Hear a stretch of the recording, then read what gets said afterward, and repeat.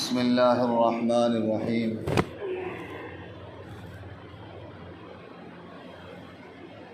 یا ایھا الذین آمنوا لا تلہکم اموالکم ولا اولادکم عن ذکر اللہ ومن یفعل ذلک فاولئک هم الخاسرون۔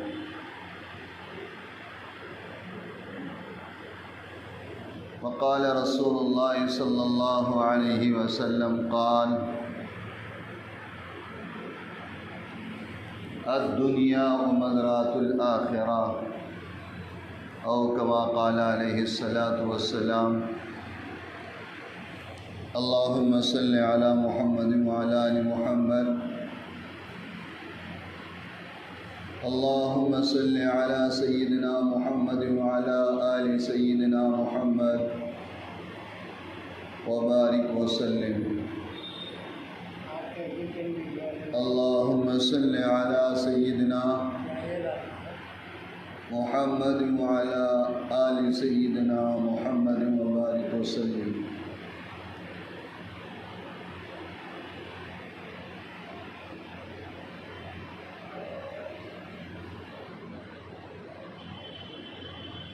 ہر انسان ذمہ دار ہے اور ہر انسان پر ایک ذمہ داری ہے۔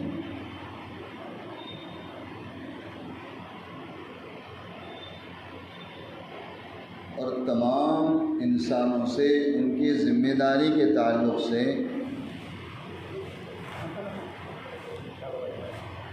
کل قیامت کے دن اللہ تعالیٰ پوچھ تاچھ کریں گے۔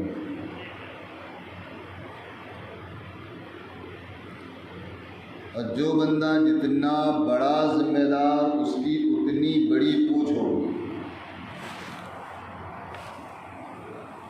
سمجھیں گے نہیں؟ جو بندہ جتنا بڑا ذمہ دار ہوگا اس کی اتنی بڑی پوچھ ہوگی۔ پوچھ کس تعلق سے ہوگی؟ کن لوگوں کے تعلق سے ہوگی؟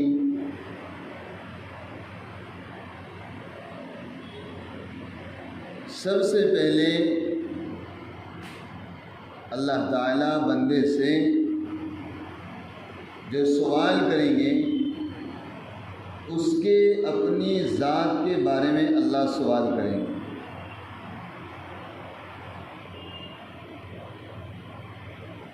اور بندے سے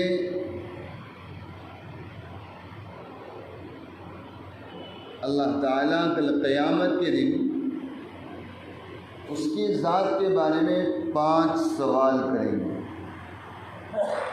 کتنے سوال کریں گے؟ اور اس میں چھوٹنے والا کوئی بھی نہیں۔ تو ہم سوچیں کہ اللہ کتنا بڑا مہربان، کتنا بڑا کریم ہے کہ پروردگار نے تم کو کل قیامت کے دن تم سے کیا پوچھ ہونے والی ہے، تم سے کیا سوال ہونے والا ہے، اللہ تعالیٰ نے وہ سوال بتلا دیا۔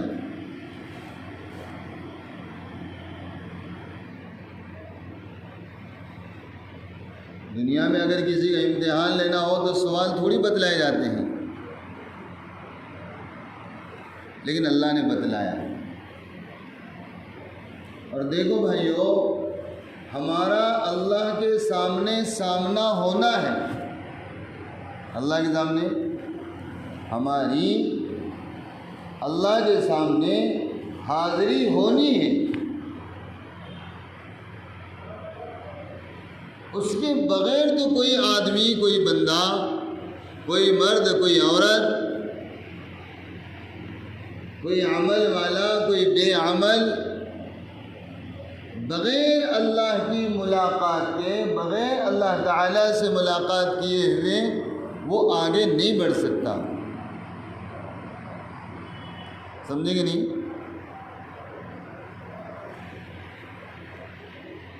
تو یہ زندگی کس نے دیا ہے ہم کو؟ کس نے دیا؟ سچ مانو، سچ جانو، سچ سوچو تو سمجھ میں یہ آئے گا کہ یہ زندگی اللہ نے ہمیں کچھ کام کے لیے دیا ہے،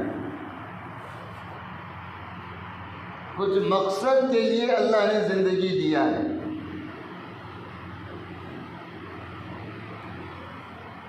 اور اللہ کا مقصد بندے کو زندگی دینے کا مقصد،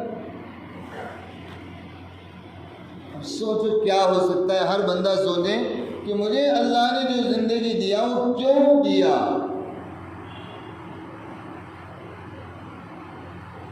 میں تو اللہ کا بندہ ہوں،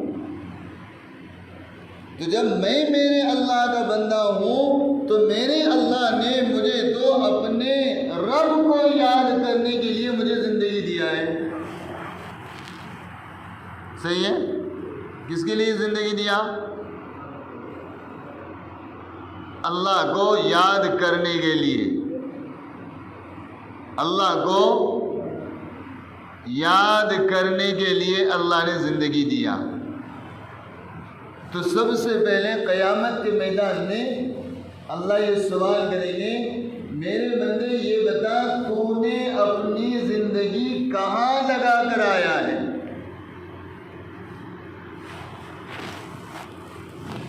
اب ہماری زندگی کہاں لگ رہی ہے؟ اللہ کی یاد میں، اللہ کے لیے، اللہ تعالیٰ کو منوانے میں، اللہ تعالیٰ کو راضی کرنے میں، اللہ کے دین کے منشا کے مطابق ہماری زندگی گزر رہی ہے کیا؟ بہت بڑا مسئلہ ہے میرے بھائیوں۔ اللہ سے اتنا سوال کر لیں ہم کو کہ تو نے اپنی زندگی کہاں گزاری؟ مسجد کے ماحول میں تو ہم رہتے نہیں،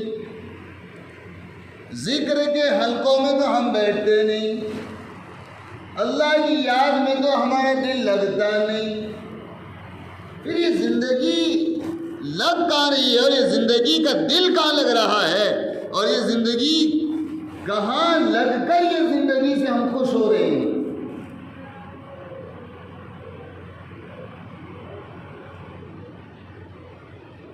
صحابہ کرام رضوان اللہ تعالی علیہ مجمعین کا ایک مزاج تھا کہ بچا ہوا وقت وہ بازاروں میں، تجارت میں، اپنے اپنے کاموں میں لگا لیتے، بچا ہوا وقت وہ اپنی ضرورتوں میں لگاتے، اور باقی سارا وقت کہاں لگتا ان کا؟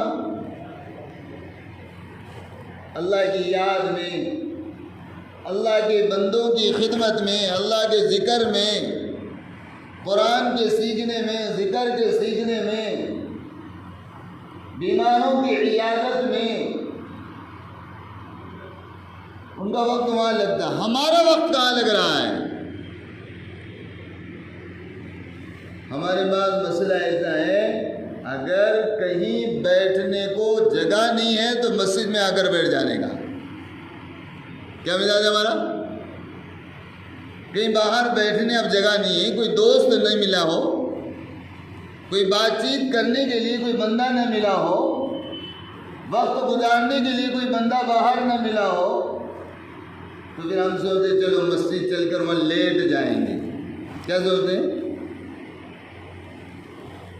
دیکھیے ہمارے ایمان کی طاقت اور ہمارے ایمان کا احساس کتنا گر گیا ہے کہ بندہ اللہ کے گھر میں آ کر اس کو یہ خیال نہیں ہوتا کہ میں اللہ کے گھر میں آیا ہوں۔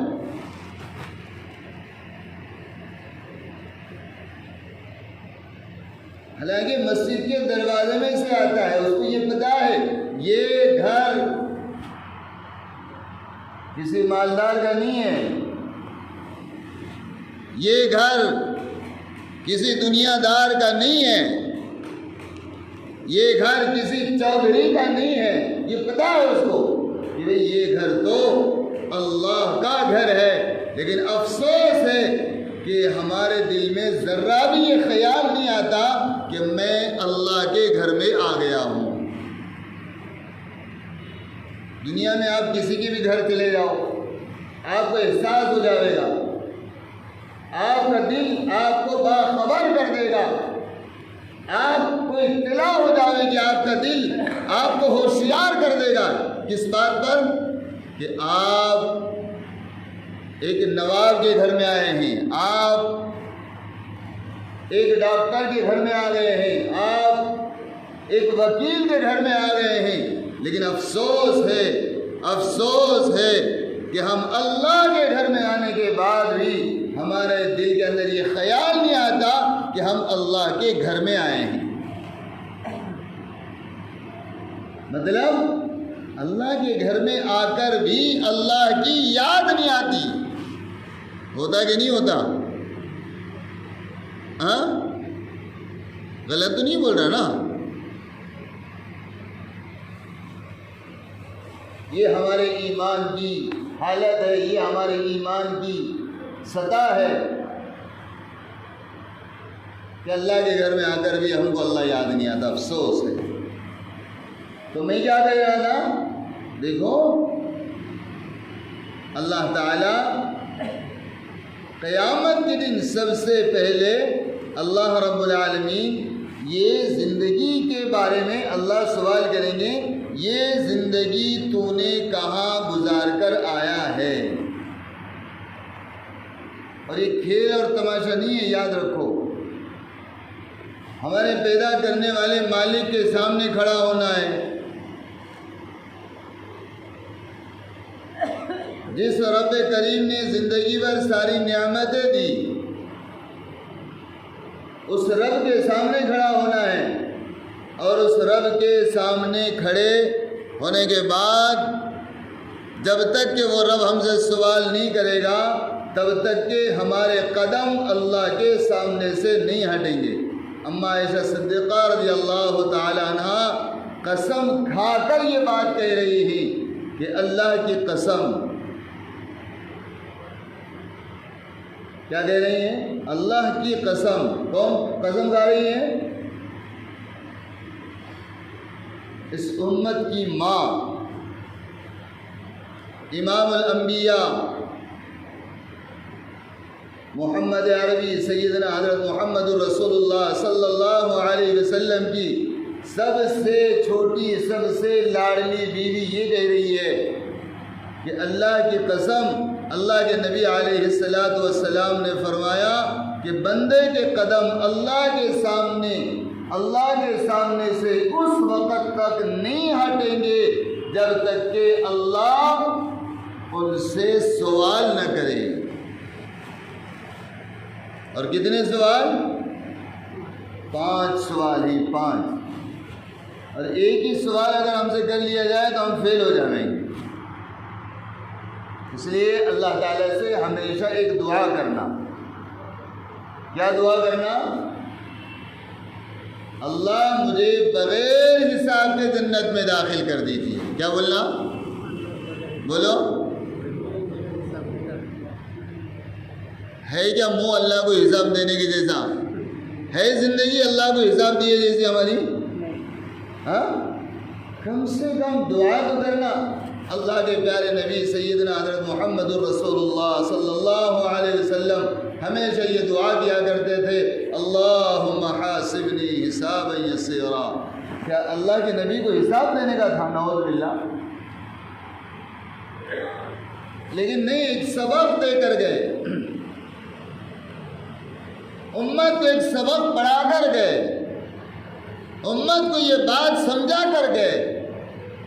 کیا؟ دیکھو، ہم اللہ کو حساب دے نہیں سکتے، لیکن ہماری دعاؤں میں اور ہمارے نام اعمال میں یہ دعا ہوگی کہ یا اللہ مجھے بغیر حساب کے جنت میں داخل کر دیجئے، اللہ مجھے بغیر حساب کے جنت میں داخل کر دیجئے، اللہ میرا حساب کتاب آسانی سے کر لیجئے۔ اور آسانی سے کر لیجئے کا مطلب کیا ہے؟ بس بندہ سامنے آیا اور گزر گیا، سمجھے گے نہیں؟ تو کون ہے، کدھر کا ہے، کیا کیا کر گیا، وہ مسئلہ ہی نہیں ہے. بس اللہ کے سامنے حاضری ہوگی اور بس نکل گئے. تو یہ دعا کرنا کہ اللہم بولو حاسبنی حسابا یسیرا. تین ہی جملے ہیں، اللہم حاسبنی حسابا یسیرا. بس پڑھیں گے انشاءاللہ. ایک بات تو زندگی ہوگی. اب زندگی میں آدمی کماتا بہت ہے اور کمانے کی سب کو خواہش ہے. ہر بندہ جو کوشش کر رہا ہے، چاہے وہ پائلٹ ہو، وکیل ہو، ڈاکٹر ہو، تاجر ہو، مولوی صاحب ہو، کوئی بھی ہو، سب کی نیت یہ ہے کہ تھوڑی محنت زیادہ کر لوں اور زیادہ کما لوں، ہے نا؟ کماؤ کتنا بھی، لیکن یاد رکھو اس کمائی کا اللہ کے سامنے حساب دینا ہے. کیا کرنا ہے؟ اللہ پوچھیں گے کتنا کمایا. یہ ایک سوال ہے. کیا سوال ہے؟ کتنا کمایا. اور صرف کتنا کمایا نہیں، کیسا کمایا. یہ دوسرا سوال ہے. تیسرا سوال ہے کیسا کمایا. کما تو لیا، اے اللہ تو نے کمانے کا حکم دیا تھا، بس میں کما لیا. دھوکہ بھی دے کر کمایا، چوری سے کمایا، اور پتہ نہیں کیسے کیسے راستوں سے کمایا، نہیں معلوم. نہیں، ایک تو کتنا کمایا اور دوسرا کیسے کمایا. حرام سے کمایا، حلال سے کمایا. سمجھے نہیں؟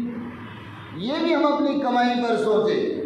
آج ہم کون سی کمائی لا کر کھا رہے ہیں اور کون سی کمائی لا کر کھلا رہے ہیں، اس پر بہت زیادہ دھیان دینے کی ضرورت ہے. کئی بچوں کے خواہش میں حرام تو نہیں کما رہے ہیں، کئی بیوی کی خواہش میں حرام تو نہیں کما رہے ہیں. اور اگر ہم نے اپنے ہاتھ سے حرام کمایا تو اس کا انجام کیا ہوگا سوچو. اس مال کے ساتھ ہم کو جہنم میں ڈھکیل دیا جائے گا. سمجھ میں آیا؟ جو مال حرام کمایا، حرام طریقے سے کمایا اور پھر وہ کھایا بھی اور کھلایا بھی، تو وہ توبہ سے معاف نہیں ہونے والا. سمجھ میں آئے گا نہیں؟ توبہ سے دھوکہ دے کر کمایا، کسی یتیم کا مال کھایا، یتیم کا مال لوٹ لیا، کسی پڑوسی کے کھیت میں سے مال نکال لیا، کسی دوست کے جیب میں سے پیسے نکال لیا، سسرال کا مال لوٹ لیا، اور اب توبہ کر رہا ہے کہ اللہ جی میں نے اتنے بڑے غلطیاں کر لیا ہوں، اللہ جی یہ مال بھی میں نے لوٹا ہوں، یہ بھی لوٹا ہوں. نہیں، جو لوٹا لوٹا دیا تو معاف ہے. جو لوٹا اور لوٹا دیا تو پھر معاف ہے. یا جن سے لوٹا ہے پھر ان کی گود میں جا کر اپنا سر رکھ کر ان سے کہا کہ بھائی میں نے آپ کو تکلیف دیا ہوں اور میں نے آپ کو دھوکہ دیا ہوں اور میں نے آپ کا مال لوٹا ہوں، آپ مجھے معاف فرما دے، تو پھر اللہ کریم معاف فرما دیں گے. یہ کتنے احمق لوگ ہیں، لوٹتے لوگوں کو ہیں اور توبہ اللہ سے کرتے ہیں. لوٹتے کسے؟ ظلم لوگوں پر کرتے ہیں، توبہ اللہ سے کرتے ہیں. اور اللہ کا معاملہ یہ ہے جس کے ساتھ تو نے بدماشی کیا ہے، جس پر تو نے ظلم کیا ہے، جو ظلم سے کمایا ہے، جو لوٹ کر کمایا ہے، جو تکلیف دے کر کمایا ہے، دھوکہ دے کر جن سے کمایا ہے، پہلے تو ان کا مال ان کو لوٹا دو، اور وہ نہیں کر سکتے تو لوٹ کر ان کے پاس جا کر معافی مانگ لو. وہ معاف کر دیا تو رب کریم پھر معاف کر بیٹھیں گے. سمجھ آیا؟ مالدار بننا بہت آسان، لیکن حلال مالدار بننا بہت مشکل ہے. نیک مالدار بننا بہت مشکل ہے. اللہ سوال کریں گے میرے بندے کتنی زندگی کہاں گزارا؟ کتنا کمایا، کیسا کمایا، اور رہا اور ایک مسئلہ ہے خرچ کیسا کیا ہے، یہ بھی تو سوال ہے نا۔ کمانا اپنی مرضی سے اور خرچ اپنی مرضی سے ایک مسلمان کی ذمہ داری نہیں ہے۔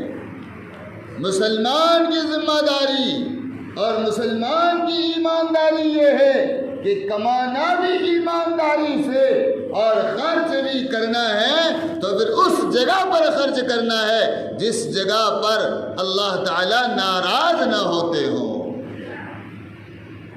اللہ کا نبی ناراض نہ ہوتا ہو، جہاں شریعت کے احکامات نہ ٹوٹتے ہو، جہاں شریعت برباد نہ ہوتی ہو، جہاں برائی وجود میں نہ آتی ہو، ایسی جگہ پر ہمارا مال خرچ کرنا پڑے گا۔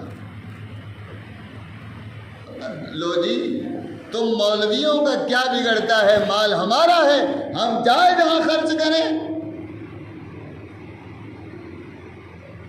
بھائیو مال ضرور تم نے کمایا ہوگا، لیکن حلال مال کو بھی حرام طریقے سے خرچ کرنے کی اجازت نہیں ہے، جبکہ حرام کو تو حرام پر بھی لگانے کی اجازت نہیں ہے۔ جب حرام کمانے کی اجازت نہیں ہے، بہت سارے لوگ یہ سوچتے ہیں کیا کریں گے، حرام کمائیں گے، اس میں سے صدقہ خیرات نکال کے دے دو، اللہ سے معافی مانگ لیں گے۔ یہ دھوکے میں ہیں، یہ دھوکہ ہے۔ ارے میاں حرام سے بھی کہیں صدقہ اور خیرات ہوتا ہے؟ کبھی دیکھا تم نے کہ کتے کو صدقہ دیا ہے، سور کو کسی کو صدقہ دیا ہے؟ کتے اور سور کو صدقے میں نہیں دیا جا سکتا، تو حرام مال بھی صدقے میں نہیں دیا جا سکتا، اور حرام مال کا صدقہ ہوتا نہیں ہے۔ سمجھ گئے؟ اور ایک اللہ سوال کریں گے، اے میاں دین کا علم کتنا سیکھا یہ تو بتا۔ کچھ بھی نہیں سیکھا تو پکڑ، اور سیکھ کر عمل نہیں کیا تو بھی پکڑ ہے۔ سمجھ میں آیا کہ نہیں؟ علم کتنا سیکھا اور علم پر کتنا عمل کیا، یہ 5 سوالات ذہن میں رکھو۔ سمجھ میں آیا کہ نہیں؟ ایک تو سیکھتے نہیں اور عمل بھی نہیں کرتے۔ اللہ تعالیٰ ہم لوگوں کو اپنی زندگی کے بارے میں سوچ سمجھ کر اللہ اپنی زندگی گزارنے کی اللہ توفیق عطا فرمائے، اور جو سوچتے نہیں ہیں، سمجھے نا، اپنی زندگی کے بارے میں غور و فکر کرتے نہیں ہیں، پھر وہ اللہ کی اطاعت کرتے نہیں ہیں، اور جو لوگ سوچتے ہیں اپنی زندگی کے بارے میں وہ لوگ اللہ کی اطاعت بھی کرنے والے ہیں اور اللہ کی اطاعت بھی کرتے ہیں۔ اللہ تعالی ہم لوگوں کو کہنے سننے سے زیادہ اللہ کریم عمل کی توفیق عطا فرمائے۔ جن لوگوں نے